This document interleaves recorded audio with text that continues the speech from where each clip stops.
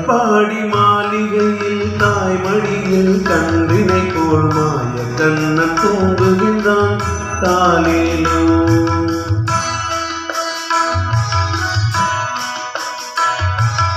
ஆயப்பாடி மாளிகையில் தாய்மடியில் கன்றினை போல் மாய கண்ணன் தூங்குகின்றான் தாலேலோ.